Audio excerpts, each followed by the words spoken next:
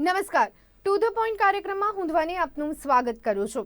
દર્શક મિત્રો, ખાસ કરી અને ગુજરાતની વાત કરવામાં આવે તો ગુજરાતમાં ખાસ આજથી ધર્મ સ્વતંત્રતા સુધારણા બિલ લાગુ કરી દેવામાં આવ્યું છે, જે અંતર્ગત આપને જણાવી દઈએ કે કોઈ પણ ધમકી, લાલચ અને ભયથી જો લગ્ન કરવામાં આવશે અને લગ્ન બાદ ધર્માંતરણ માટે જો અહીંયા દબાવ કરવામાં આવશે તો અહીંયા કહી શકાય કે વધુમાં વધુ 10 વર્ષની સજા થઈ શકે છે અને સાથે અહીંયા દંડની જોગવાઈ પણ કરવામાં આવી છે.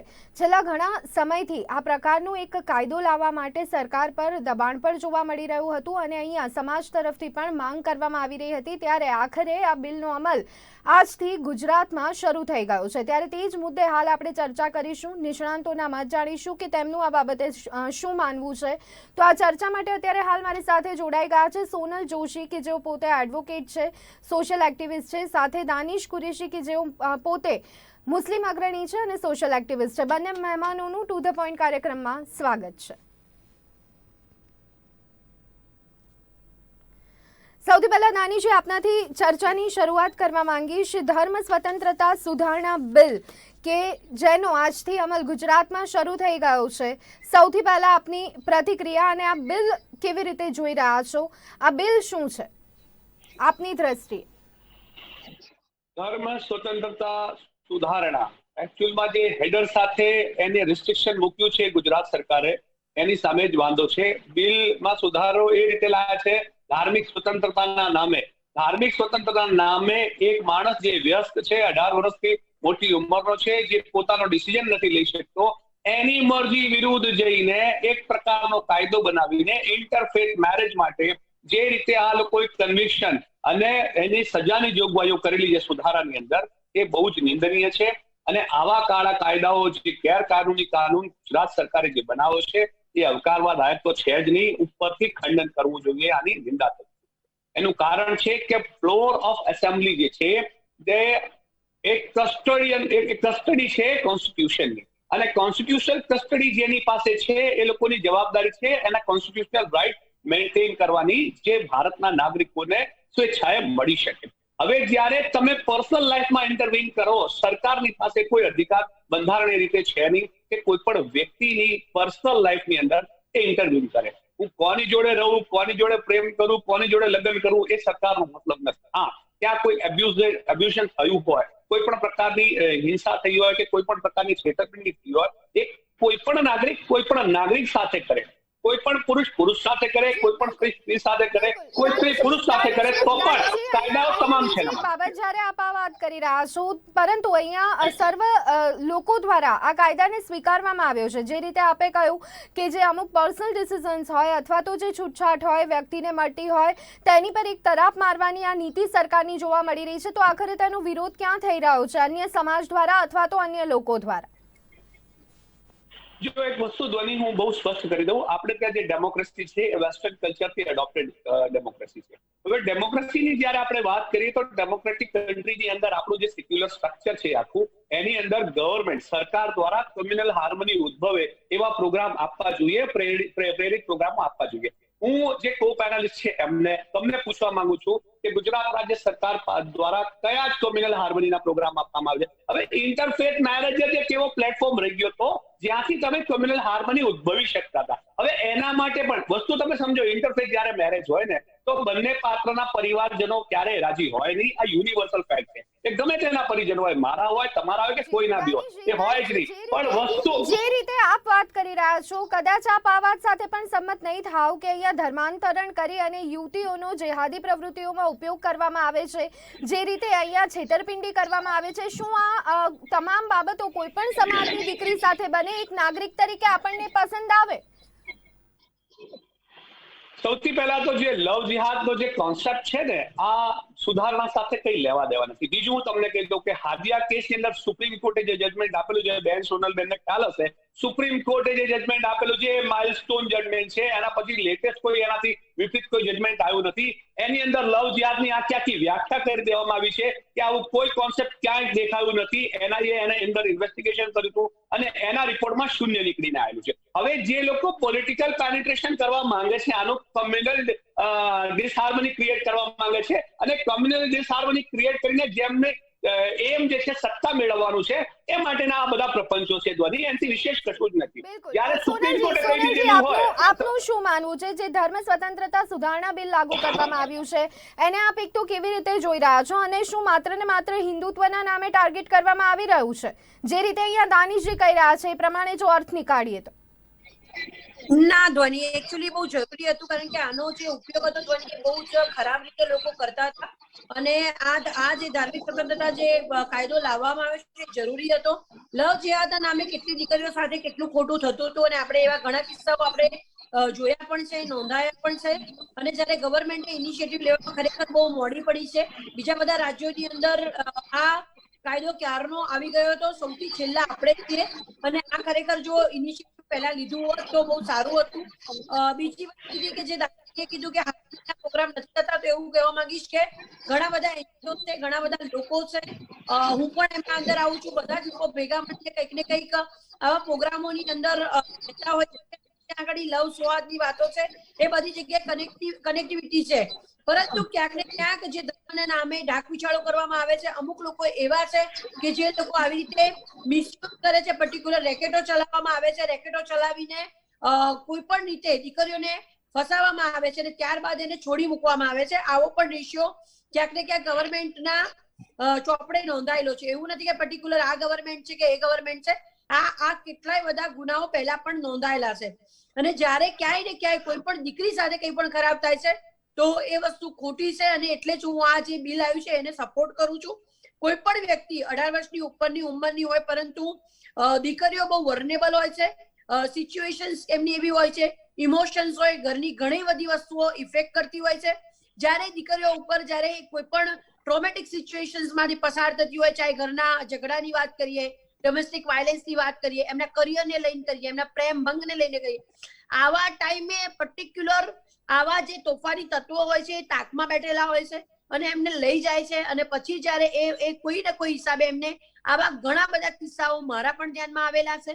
અને આના કારણે જે આ ધાર્મિક સ્વતંત્રતા બિલ લાવવામાં આવ્યું છે એની જરૂર હતી. અને બીજી વાત કે કોઈ પણ ધર્મ સાથે, હું પોતે હિન્દુ પણ છું, મુસ્લિમ પણ છું, હું પોતે મુસ્લિમ સંપ્રદાયની દીકરી છું એમ સમજીને ચાલુ છું, કારણ કે મને એ લોકોએ ખુલ્લા હાથે અપનાવેલી છે.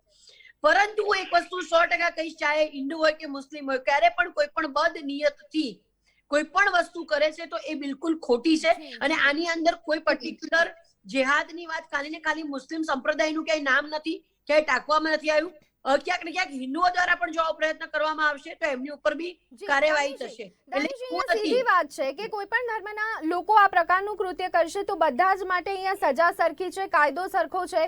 ડર માત્ર ને માત્ર મુસ્લિમ લોકોમાં કેમ, માત્ર ને માત્ર કેમ આ સમાજને જ આ બાબતથી ડર લાગી રહ્યો છે? અહીંયા શું એવું તો છે નહીં કે કોઈ એક ધર્મને અહીંયા ટાર્ગેટ કરવામાં આવી રહ્યો હોય? તો હું એક વસ્તુ કહી દઉં કે મુસ્લિમ સમાજ ક્યારેય કોઈનાથી ડરતું નથી ને બીતું નથી, એટલે મગજમાંથી લોકો કાઢી નાખે કે મુસ્લિમ સમાજ ડરે છે. જેન્યુઅન લવ જેનું બી હોય એ હું અહીંયા આપના માધ્યમથી કહી દઉં છું કે ગમે તે ધર્મનો હોય, ગમે તે સમાજનો હોય, મારી પાસે આવી જજો. કાયદાકીય સંરક્ષણ જેટલું બી હશે અમે પૂરું પાડીશું અને જોઈશું કે કાયદાની ઉપરવટ થઈ ને કોણ આવે છે. બીજા નંબરની વાત જે તમે કરી ધ્વનિ કે મુસ્લિમોમાં ડર કેમ, તો એનો કારણ હું તમને કહું. આપણે લોકશાહીમાં જીવીએ છીએ. લોકશાહીની અંદર જ્યારે ગૃહપ્રધાન જે સુધારણા લઈને વિધાનસભામાં આવતા હોય અને જ્યારે એ શું કહેવાય ભૂમિકા બાંધવાનો સમય આવે ત્યારે એમ કે હવે હિન્દુઓની દીકરીઓ સુરક્ષિત થશે જેહાદીઓથી. એટલે એક વસ્તુ તમે સમજો, જ્યારે ગૃહમંત્રી કોઈ પણ પ્રદેશનો બોલતો હોય એટલે સીધો જ એના અંડરમાં આવતો ખાતો પોલીસ ડિપાર્ટમેન્ટ એ સીધો જ એ રીતના અનડિક્લેર ઓર્ડરની સાથે આગળ મૂવ કરે છે કે હવે આપણે કોને ટાર્ગેટ કરવાનું છે. એટલે આ જે ન્યુટ્રલાઇઝેશન ગવર્મેન્ટનું હોવું જોઈતું હતું એ ક્યાંય ને ક્યાંય નથી. અને રહી ગઈ વાત વર્તમાન સરકારની, વર્તમાન સરકાર પાસેથી કમ્યુનલ એજન્ડા સિવાય બીજું આપણે કોઈ આશા રાખી પણ ના શકીએ. પણ હું તમને ફરીથી રિપીટ કરું છું ધ્વનિ કે આ કાયદો અહીંયા લાગુ થયો છે, જે સ્ટેટમાં લાગુ નથી એ સ્ટેટમાં જઈને લોકો ઇન્ટરફેસ મેરેજ કરશે. હું ફરીથી રિપીટ કરીશ કે આખા ભારતમાં જો ભાજપની સરકાર આવી જાય, ખાલી ભાજપ શાસિત રાજ્યોમાં જ છે આ, અને આખા ભારતમાં માની લો કે બધા જ રાજ્યોમાં ભાજપની સરકાર આવી જાય, આખા ભારતમાં તમે લાગુ કરી દોશો તો લોકો એબ્રોડ જઈને લગ્ન કરીને આવશે. શું કરશો તમે? તમારું જ્યુરિડિક્શન ચેન્જ થઈ જશે. દાનિશજી, એક સેકન્ડ, શું આપ માની રહ્યા છો કે વર્તમાન સરકારની સાંપ્રદાયિક નીતિના કારણે આ પ્રકારના બિલ અહીંયા લાવવામાં આવી રહ્યા છે? 100% કોઈ બેમત નથી, એમાં કોઈ બેમત નથી. જી, સોનલજી, આપનું શું માનવું છે? શું અહીંયા બંધારણની દ્રષ્ટિએ આ પ્રકારના કાયદાને આપણે નથી જોઈ રહ્યા, માત્ર ને માત્ર સાંપ્રદાયિક નીતિના કારણે અહીંયા આ પ્રકારના કાયદા લાગુ કરવામાં આવ્યા છે? ખોટી વાત છે ધ્વનિ. તો હું ખરેખર એવું માનીશ કે કોઈ પણ જગ્યા પર ક્યારે આરોપ પ્રત્યારોપ કોઈ પણ પક્ષ ઉપર નહીં કરું, કારણ કે ક્યાંક ને ક્યાંક અશાંત ધારાની પણ પરમિશનની અગર વાત કરીએ છીએ તો પર્ટિક્યુલર એરિયા છે, દરેક જગ્યાએ રેશિયો જાળવવો ખૂબ જ જરૂરી છે. સુલેહ, શાંતિ, સલામતી એ સૌથી પહેલો મોટો છે. પહેલા કેટલા બધા તોફાનો થતા હતા, અત્યારે તોફાનો નથી થતા. અત્યારે એજ્યુકેશન વધ્યું છે, એનો મતલબ એવો નથી. શું કહો છો? ફરી બોલો દાનિશભાઈ, સાંભળ્યું નહીં મેં. તોફાનીઓની સરકાર છે તો તોફાન ક્યાંથી થશે? એ લોકો સરકાર બિન રિસ્પોન્સિબલ હું સ્ટેટમેન્ટ નહીં આપી શકું, પરંતુ એટલું કહીશ કે હવે ના હું નહીં આપું. મુસ્લિમ સમાજ પણ ખૂબ જ એજ્યુકેટેડ થયો છે, મુસ્લિમ સમાજમાં દીકરીઓ પણ ખૂબ ભણતી થઈ છે, ખાસો બધો ચેન્જ આવ્યો છે. અને બીજી વાત એવું કહીશ ધ્વનિ કે કાયદાની દ્રષ્ટિએ ક્યાંય ને ક્યાંય પર્ટિક્યુલર કોઈ સ્ટેટમેન્ટ કોઈએ આપ્યું છે અને હું એવું માનું કે જેહાદી શબ્દ એ શેના માટે વપરાય છે એ જોવું જરૂરી છે. ખાલી ને ખાલી જેહાદી એ કહી શકાય કે કોઈ પણ ધર્મમાં કોઈ પણ સંપ્રદાયમાં હોય અને એ ખોટી રીતે એ શબ્દનો ઉપયોગ કરે છે, તો એ શબ્દને ઉપયોગની જે સાચો મુસલમાન છે એ ખરેખર એની વાત જ અલગ છે. અને એ જે મુસ્લિમ જયારે પોતાની રીતે કે જે સાચા પ્રેમ કરવા વાળા છે એને કોઈ અટકાવી શકવાનું નથી. જે દાનિશભાઈએ વાત કરી એ વાત સાચી છે કે જે રાજ્યોમાં આ નથી કાયદો ત્યાં જઈને લોકો લગ્ન કરશે, લોકો એબ્રોડ જઈને લગ્ન કરશે. જે સાચા પ્રેમીઓ છે એના માટે તેમને ડરવાની જરૂર જ નથી. જે ખોટા લોકો છે, જે આ કાયદાનો મિસયુઝ કરવાનો છે, એમને ભાગવાની જરૂર છે. અગર જો સાચો પ્રેમ કરે છે તો એમને મુસ્લિમ સમાજની પ્રોટેક્શન આપશે, અમારા જેવા બી પ્રોટેક્શન આપશે કે ખરેખર તમે પ્રેમ કરો છો અને ખરા દિલથી નિભાવવા માંગો છો તો તમે લગ્ન કરો, અમે બધા તમારી સાથે છીએ.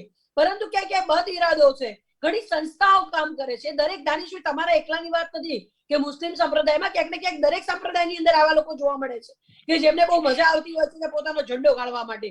અને એના કારણે ક્યાંક ને ક્યાંક કોઈનું વ્યક્તિત્વ, કોઈનો જીવવાનો અધિકાર, કોઈના પ્રેમનો અધિકાર એની સાથે જો રમત રમવામાં આવે તો એ ખોટી છે. અને આ કાયદો એના માટે લાવવામાં આવ્યો છે. અને હું તો ખુલ્લા હાથે એને ખરેખર આવકારું છું. કોઈ પણ દીકરી હોય, મુસ્લિમ હોય, ક્રિશ્ચિયન હોય, હિન્દુ હોય, દીકરીઓનું સાથે કોઈ પણ ચીટિંગ ન થવી જોઈએ. દીકરીઓના ઇમોશન સાથે કોઈ રમત ના રમાવી જોઈએ. એમને બાળકો, એક માં પોતે પતિ કદાચ એવું કે પત્નીને છોડી દેશે, પરંતુ એક માં પોતાના બાળકને નથી છોડતી. અત્યારે સિંગલ મધરની સંખ્યા જોવો, જે પોતે કેવી રીતે સર્વાઈવ કરી રહી છે. આવા જે પ્રેમના પ્રકરણના કારણે મા બાપ અપનાવતા નથી, સાસરિયા રાખતા નથી, ત્યારે સ્ત્રીની શું પરિસ્થિતિ હોય છે, એ સિચ્યુએશન શું હોય છે એ મને ખબર છે. જે રોજ બરોજ મારું આ કામ છે અને મારું મળવાનું થતું હોય છે અને બહુ ટફ સિચ્યુએશન હોય છે. બીંગ એ મધર, જયારે એકલા બાળકો મોટા કરવાના હોય ત્યારે એની પરિસ્થિતિ કેટલી ખરાબ હોય છે. એટલે ક્યાંક ને ક્યાંક આ જે સિચ્યુએશન છે એ સારા માટે છે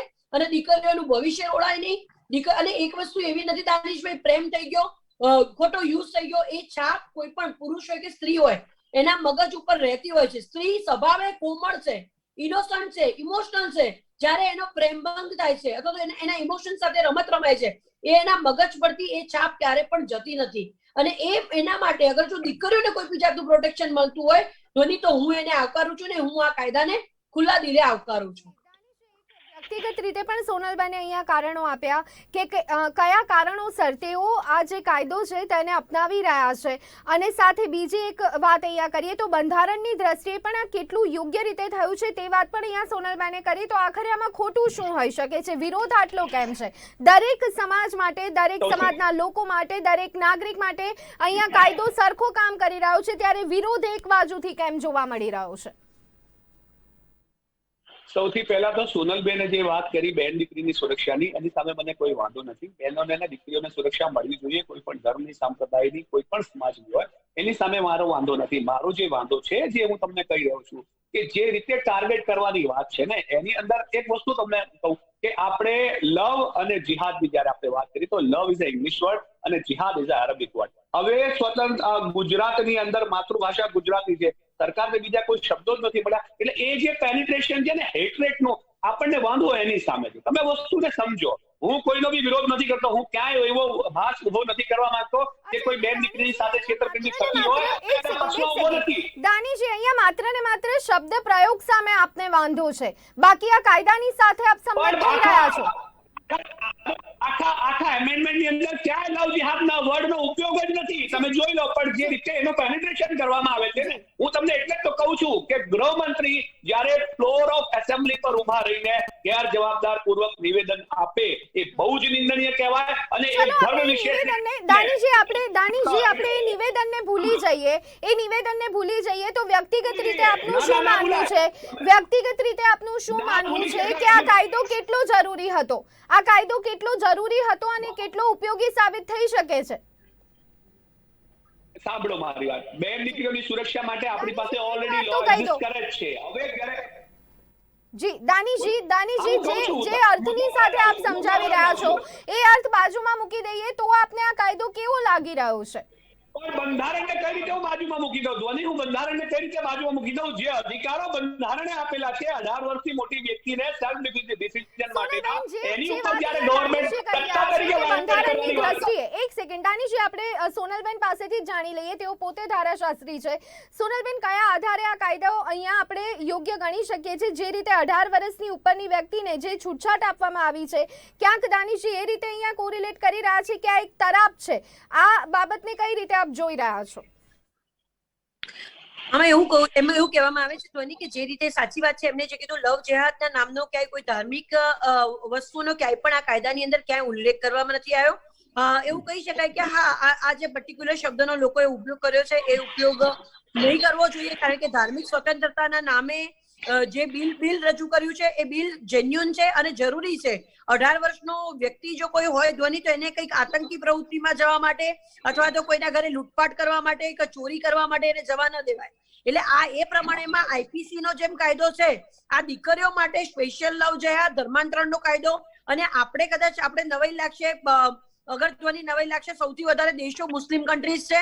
બીજા નંબરમાં ગણીએ તો બીજા મુસ્લિમ કન્ટ્રીઝ આવે છે. ક્રિશ્ચિયન કન્ટ્રી નંબર 1 ઉપર છે. સેકન્ડ નંબર, સોરી મારી મિસ્ટેક થઈ, ફર્સ્ટ નંબર ઉપર ક્રિશ્ચિયન કન્ટ્રીઝ છે અને સેકન્ડ ઉપર મુસ્લિમ કન્ટ્રીઝ છે. એટલે આની અંદર ક્યાંય ને ક્યાંય જે પણ હોય, હવે પાકિસ્તાનની અંદર હિન્દુઓની વાત કરીએ તો એ માઇનોરિટીઝમાં છે, એમની ઉપર એવું કહેવામાં આવે છે કે તમારી ઉપર ઘણી વખત એવું પણ જોઈએ છે કે એમની પર અત્યાચારો થાય છે, પણ ત્યાં પણ હિન્દુઓ રહી રહ્યા છે. અને આપણો દેશ તો એવો દેશ છે કે જે કદાચ આપણે ભાઈ બહેનની જેમ રહીએ છીએ, બધા જ હિન્દુ મુસ્લિમ બધા મળીને રહે છે. પરંતુ તકલીફ એ છે કે પોલિટિકલ પાર્ટીઓ સંપ્રદાયનો ઉપયોગ કરે છે અને જ્યારે કંઈ પણ વસ્તુ કોઈ પણ હિતમાં લાવવામાં આવે, કદાચ આ એજન્ડા કોંગ્રેસ લાવી હોત તો ભાજપ દ્વારા વિરોધ કરવામાં આવ્યો હોત, ભાજપ લાવી છે એટલે કોંગ્રેસનો વિરોધ કરવામાં આવે છે, અથવા તો કોઈ પણ પર્ટિક્યુલર રીતે ટાર્ગેટ કરવામાં આવે છે. પરંતુ આપણા ત્યાં હવે કદાચ રિવોલ્યુશન આવી રહ્યું છે ધ્વનિ, કે એવું પોલિટિક્સ આવવું જોઈએ કે જેના માટે કદાચ રેલીઓ કે ભાષણો બંધ થઈ જાય અને જેન્યુનિટી લોકો સમજે, એજ્યુકેશનને સમજે, જે સમાજ માટે જરૂરી છે સમજે, માનવીય મૂલ્યો એ મહત્વના છે, લોકો સંબંધોને સમજે, રિલેશનશિપને સમજે. આ બધી વસ્તુઓ સમજવામાં આવશે અને એજ્યુકેટેડ સમાજ હવે એ તરફ જઈ રહ્યો છે. સાચો પ્રેમ છે એને વાંધો નથી, બંધારણીય હકોનું આની અંદર ક્યાંય ઉલ્લેખન થતું નથી. જે ખરેખર પ્રેમ કરે છે તો સ્વતંત્ર માણસ છે, એ પોતાની રીતે રહી શકે છે. પરંતુ કોઈ કાવતરું કરવામાં આવ્યું છે, જે કાવતરા હેઠળ કોઈ વસ્તુ કરવામાં આવી છે, તો એના માટે આ કાયદો બનવો જરૂરી છે. ચાહે કોઈ પણ દીકરી હોય, મારી દીકરીઓ માટે કાયદો છે અને આમાં કોઈ પણ જગ્યાએ કોઈનો સ્વતંત્રતાનો હક ક્યારે પણ ભંગ થતો નથી. એ પોતે ફ્રી છે, એની પાસે એટલો હક છે કે પોતાના મનચાહે વ્યક્તિ સાથે લગ્ન કરી શકે, ચાહે હિન્દુ દીકરી હોય, ક્રિશ્ચિયન દીકરી હોય કે પારસી દીકરી હોય, દરેક રીતે એને હક છે. પરંતુ જો આપણે રાજકીય રંગને આપવામાં જઈશું અથવા તો પોલિટિકલ રંગ આપવા અથવા તો પોતે એવું છે કે પર્ટિક્યુલર સંપ્રદાયની વાત કરીને આપવામાં આવશે, તો એના તરફે મને પણ વાંધો છે. ક્યાંય ને ક્યાંય દીકરીઓ, અમારી સ્ત્રીઓની કોઈ જાત નથી, અમે બધી સ્ત્રીઓ છીએ, એ સમજીને ચાલીએ છીએ. કદાચ જન્મ આપીએ છીએ બધાના જેમ લોહીનો રંગ બધાનો એક જ છે, તો આપણે જન્મ લઈએ છીએ પછી ખબર પડે છે કે કોના ઘરમાં આપણે જન્મ લીધો છે, હિન્દુ છે, મુસ્લિમ છે, કઈ જગ્યાએ. એટલે અનાથ છોકરી હોય કોઈ જગ્યા ઉપર જઈને રહેશે તો એને ખબર નથી, એ દરેક જગ્યાએ, અને આપણે બધા પણ દરેક જગ્યાએ ક્યાંય પણ જોઈશું તો આપણા માથા નમે જ છે, ચાહે એ દરગાહ હશે કે મંદિર હશે, કે કદાચ આપણે ચર્ચ જોઈએ તો બી આંખ નમાઈએ છીએ. એટલે એ વસ્તુ ખોટી છે, બંધારણીય હકોનો ભંગ થતો નથી. બીજી એક બાબત આપની પાસેથી જાણવી છે. આપણી પાસે આઈપીસી ની કલમ છે, ત્યારે અલગથી આ પ્રકારના કાયદાની કેટલી જરૂર ઊભી થઈ હતી અને કયા આધારે આ કાયદાને લાવવામાં આવ્યો છે, જ્યારે કે આપણી પાસે આઈપીસી છે ત્યારે?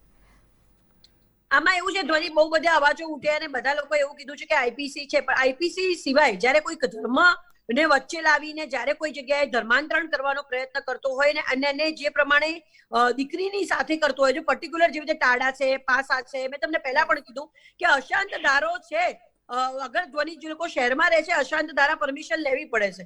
એટલે જેમ જેમ આપણે એમેન્ડમેન્ટ લાવીએ છીએ, સાયબર એક્ટ પહેલા નહોતું, હવે સાયબર એક્ટ આવ્યો છે, એની અંદર નવી નવી કલમો આવી રહી છે, નવા નવા કાયદાઓ આવવાના, જે પ્રમાણેની સિચ્યુએશન ક્રિએટ થશે એમ નવા નવા એમેન્ડમેન્ટ આવવા જોઈએ. હવે આવી ઘટનાઓ ઘટી, દરેક રાજ્યમાં ઘટી, દરેક રાજ્યમાં પર્ટિક્યુલર રાજ્યોમાં જે હોય એ બધાએ જોયું અને બધાને એવું લાગ્યું કે ક્યાંક ને ક્યાંક દીકરીઓ સાથે અન્યાય થયેલા છે. એ લોકો બધા રેકોર્ડ પર મૂકવામાં આવ્યા. આજે ટ્રિપલ તલાકની વાત લઈને કહો કે ગમે તેની વાત લો, અગર સમાજમાં દીકરીઓનું જો જીવન ધોરણ ઊંચું જતું હોય ધ્વનિ, તો એના માટે આ બધા એમેન્ડમેન્ટો જરૂરી છે. અને એ જરૂરી થશે તો જ કદાચ આપણે સમાનતા, સ્ત્રીઓના વિકાસની ખરા અર્થમાં વાત કરી શકીએ. સ્ત્રીઓ અને બાળકોના હિતથી વધારે કઈ નથી. એ લોકોને પ્રાયોરિટી મળવી જોઈએ અને એમની પ્રાયોરિટી માટે આ કાયદો બનાવવો ખૂબ જ જરૂરી હતો.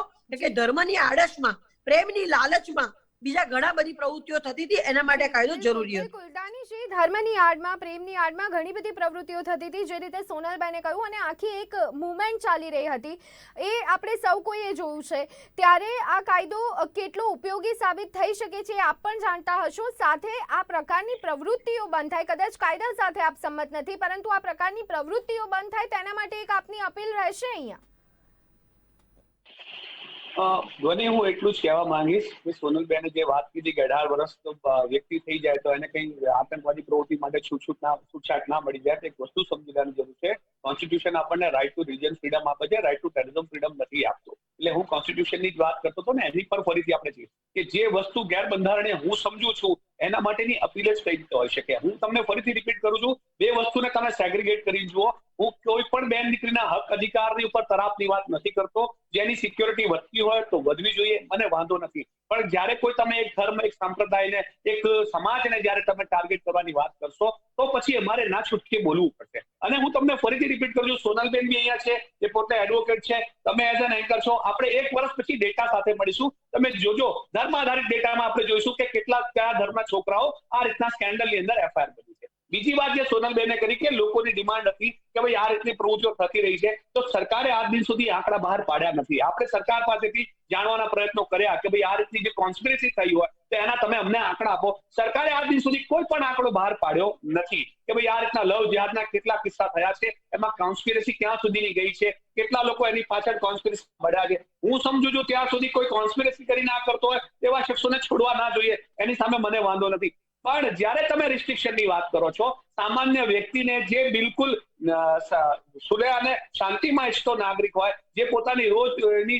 જીવનની અંદર પેલો વ્યથિત હોય, એને જ્યારે તમે ડિસ્ટર્બ કરો. હવે લવ વસ્તુ એવી છે કે ભાઈ તમે જ્યાં પ્રોફેશનમાં હો ત્યાં કોકની સાથે થઈ જાય, એ તો ધર્મ કે નાત જાત જોવાનું નથી. હવે એને પછી જે લીગલ પ્રોબ્લેમ ફેસીસ કરવાના છે એ એટલા બધા લેન્ધી થઈ ગયા છે. નાગરિકો માટે કાયદા ઇઝી અને આસાન હોવા જોઈએ. રેધર દેન ધેટ તમે એટલા બધા ટેકનિકાલિટી ઊભી કરી નાખી છે કે ભાઈ તમે આ પ્રોસેસ કરો, કલેક્ટર પાસે જાઓ. અરે પણ ઇન્ટરફેથ મેરેજ કરવા માટે કઈ તમારે રિલિજન ચેન્જ કરવાની જરૂર નથી. આપણી પાસે સ્પેશિયલ મેરેજ એક્ટ છે જ ઓલરેડી, તમે કરી શકો છો, લિવિંગમાં રહી શકો છો, ઘણા બધા સ્કોપ છે. એટલે તમે જો એમ વિચારતા હોય કે આ સ્પેશિયલ એક્ટ બનાવીને કોઈ એક કોમ્યુનિટીને તમે ટાર્ગેટ કરશો જે આવનાર દિવસોના ઇલેક્શનનું એ લોકોનો ટાસ્ક હોઈ શકે, મે બી એની સામે મને વાંધો છે. હું તમને ફરીથી રિપીટ કરું છું કે બેન દીકરીઓની સિક્યોરિટી વધતી હોય એની સામે દાનિશ કુરેશીને કોઈ જ વાંધો નથી. પણ જો તમે સમાજને ટાર્ગેટ કરતા હશો તો 100% જ્યાં મકાન ધારા અમે ચેલેન્જ કરી છે એમાં લવ જિહાદને બી અમે ચેલેન્જ કરીશું 100%.